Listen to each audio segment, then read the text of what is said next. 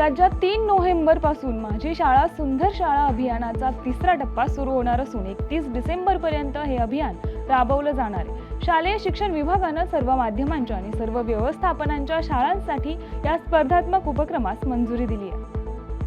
बारामतीच्या तरडोली गावची राज्य पुरस्कार प्राप्त खेळाडू रेश्मा पुणेकर आता चीनमधील बेसबॉल स्पर्धेत भारताचं प्रतिनिधित्व करणार आहे। 12 वर्ष बेसबॉल खेळात योगदान देणाऱ्या रेश्माला अनेक पुरस्कार मिळाले असून तिने याआधी राज्य आणि देश पातळीवर चमकदार कामगिरी केली आहे।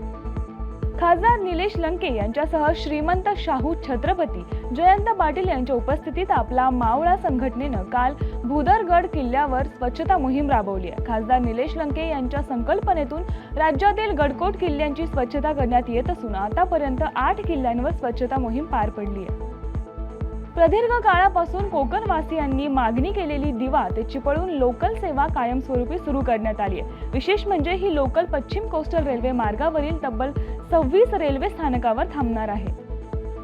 ठाणे शहरात वाहन निरीक्षक म्हणून कार्यरत असलेल्या सुजाता मडके यांची भारतीय अंतराळ संशोधन संस्था इस्रो मध्ये शास्त्रज्ञ म्हणून निवड झाली आहे। या यशामुळे शहापूर आणि त्यांच्या गावी आनंदोत्सव साजरा करण्यात आलाय।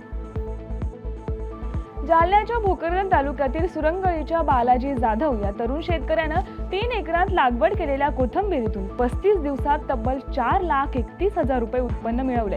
या शेतकऱ्यापासून अनेकांनी प्रेरणा घेतली आहे। छत्तीसगडच्या कांकेरमध्ये रविवारी 21 नक्षलवाद्यांनी आत्मसमर्पण केले। यासोबतच वर्षभरात आत्मसमर्पण केलेल्या नक्षलवाद्यांची संख्या 2040 झाली असून सरकारच्या प्रयत्नांना मोठं यश मिळताना दिसतंय। जागतिक बुद्धिबळ विजेते डी गुकेश आणि दिव्या देशमुख यांनी युरोपियन क्लब कप बुद्धिबळ स्पर्धेत दुहेरी सुवर्ण पदक जिंकली आहे। ग्रँड मास्टर निहाल सरीन, अभिमन्यू आणि पुराणिक यांनीही आपल्या खेळानं स्पर्धेत प्रभावी कामगिरी केली आहे।